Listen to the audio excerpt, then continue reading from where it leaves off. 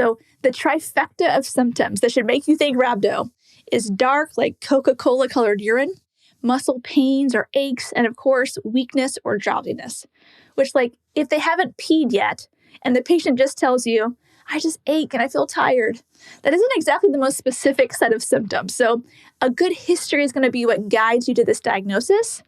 And additionally, not every patient with rhabdo has the symptom combo anyways.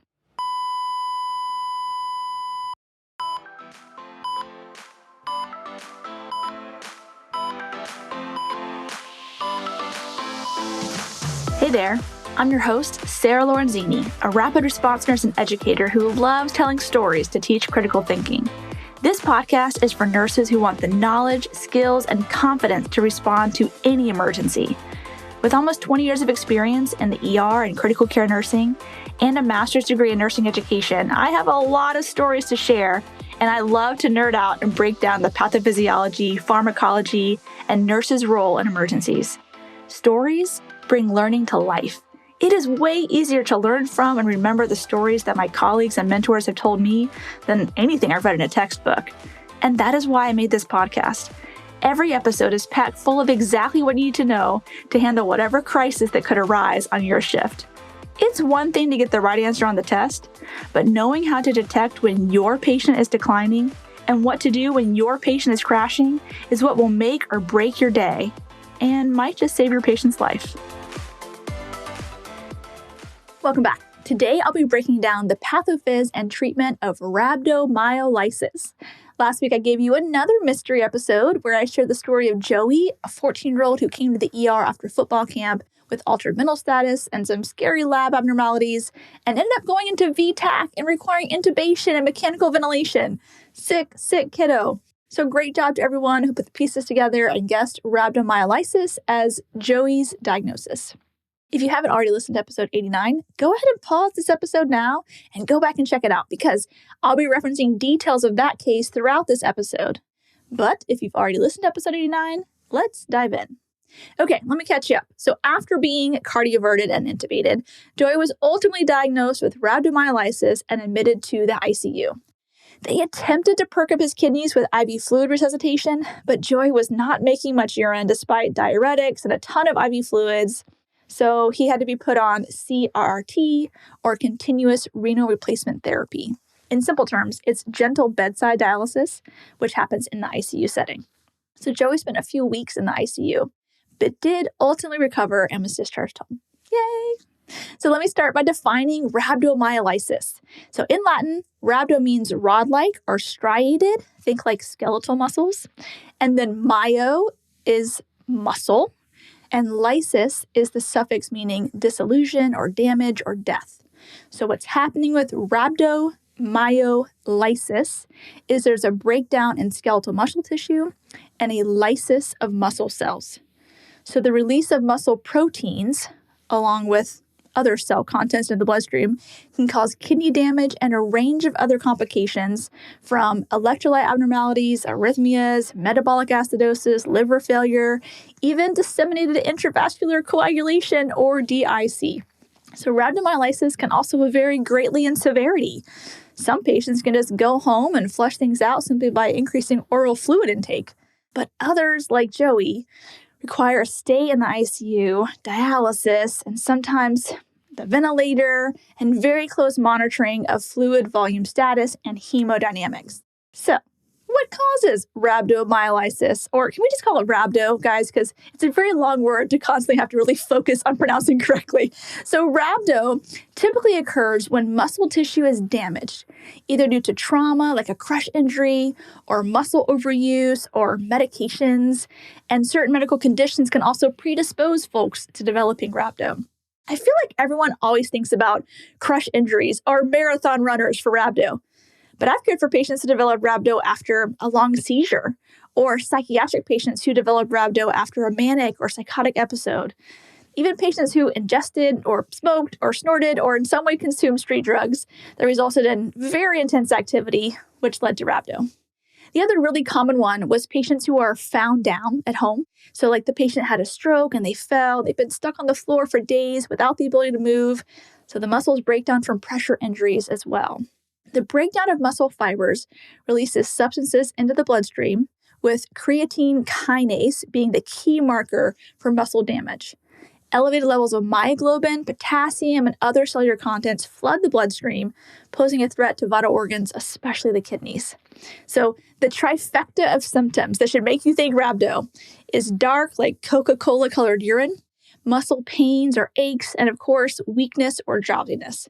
Which, like, if they haven't peed yet, and the patient just tells you, I just ache and I feel tired, that isn't exactly the most specific set of symptoms. So a good history is going to be what guides you to this diagnosis. And additionally, not every patient with rhabdo has the symptom combo anyways. To understand the pathophysiology and the symptoms that occur with rhabdo, we have to think about what happens when muscle cells are either overworked or crushed or lyse open. First, muscles need oxygen. Extreme exercise or injury requires increase in oxygen. And when the body can't provide that, muscle cells have to revert to anaerobic metabolism, and the byproduct of that is lactic acid production. Hence, the metabolic acidosis that we see with rhabdo. So for more on metabolic acidosis, I did a whole episode on ABGs. It's episode 55, if you wanted to write that down and go back and check it out later. Next, cells break down and release potassium, phosphate, and myoglobin. So let's start with potassium and the hyperkalemia seen in rhabdo. Elevated potassium can be life-threatening and lead to arrhythmias. There's a lot to break down regarding hyperkalemia, so I actually did a 2-part podcast series on hyperkalemia. If you want to learn more about that, what's happening at the cellular level for hyperkalemia, how to treat it, you should check out episodes 46 and 47.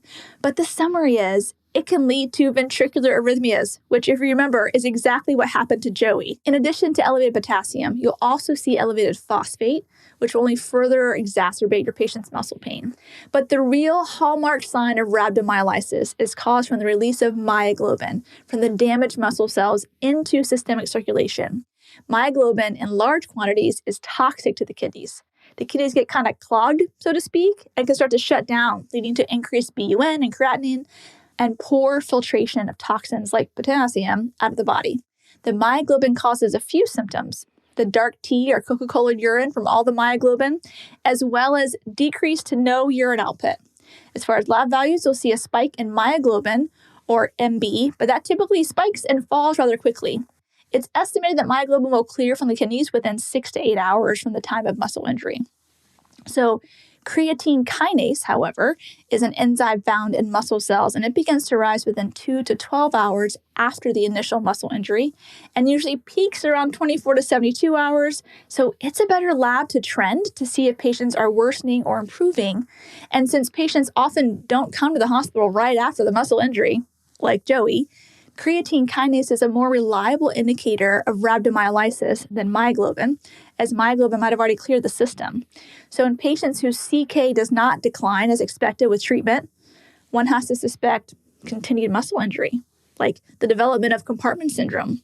A normal CK is less than 200, but rhabdo can be defined when a CK level is greater than 5 times the upper limit of normal, or greater than like 1,000-ish.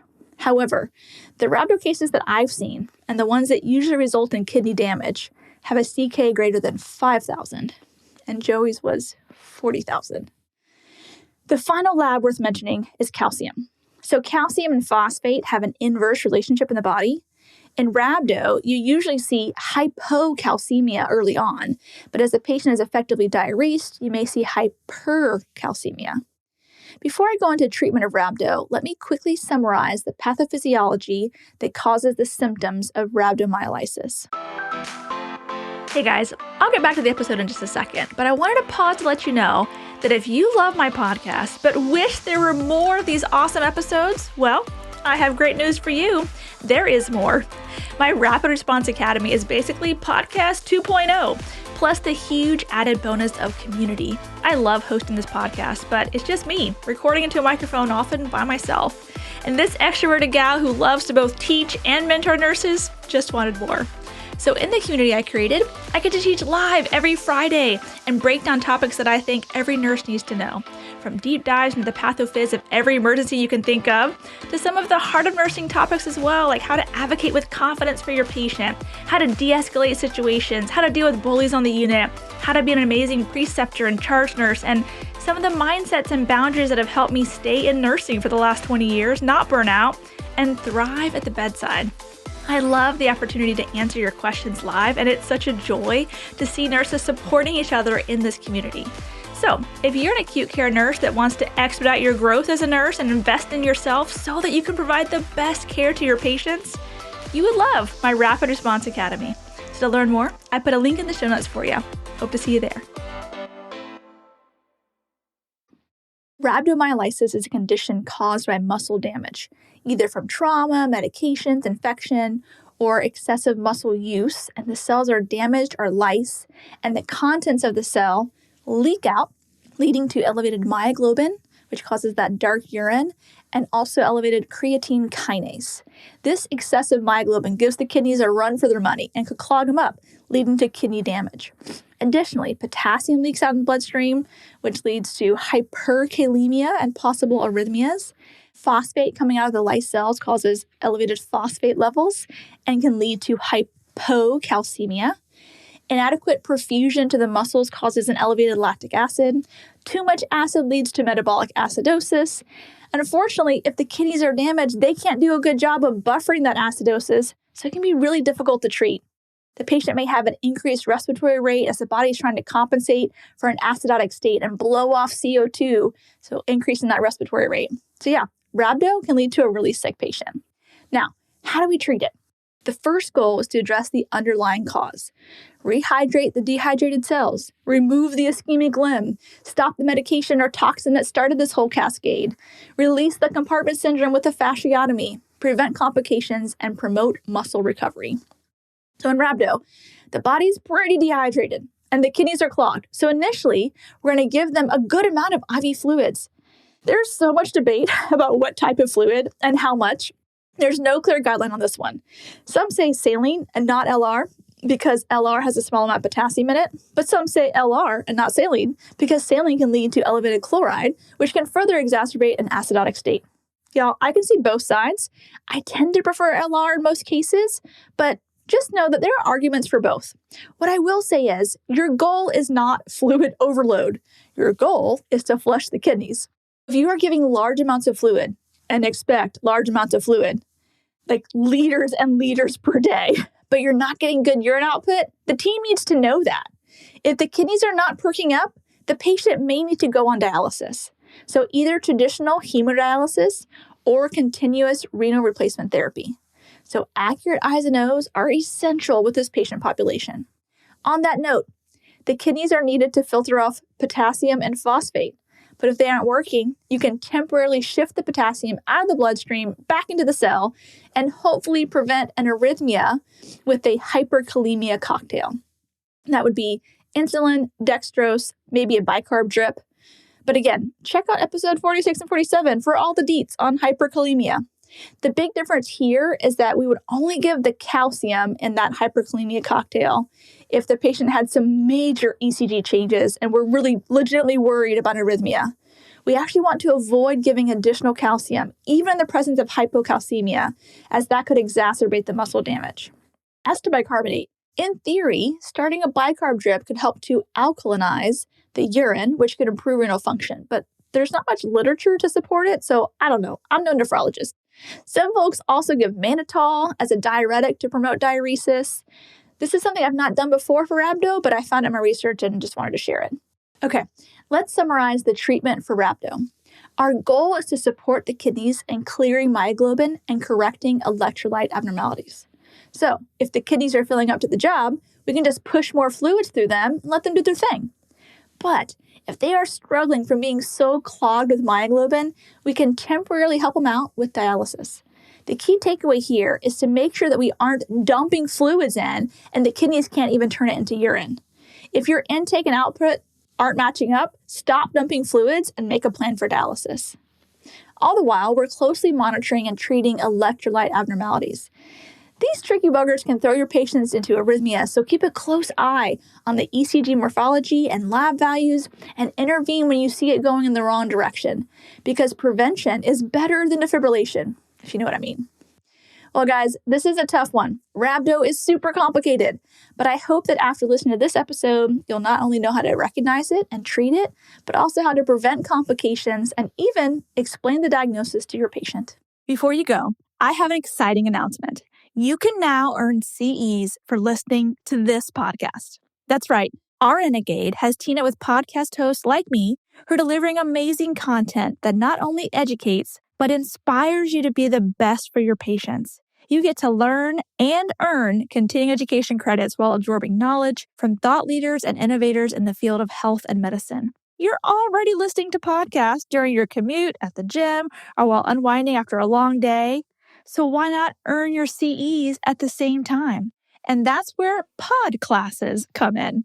Yep, it's just what it sounds like. It's CE learning through podcast. To learn more, I put a link in the show notes for you. Well, thanks for listening. I hope you learned something that will save a life. Remember, nursing is a team sport, so trust your intuition and don't give up advocating until you are confident you've done what's right by your patient. The views and opinions expressed on this show are that of Sarah Lorenzini's. That's me and mine alone. They are not intended as medical advice and should not take the place of your institution's policies or procedures. Evidence-based practice is ever-changing, and your patient care should reflect the current best practice.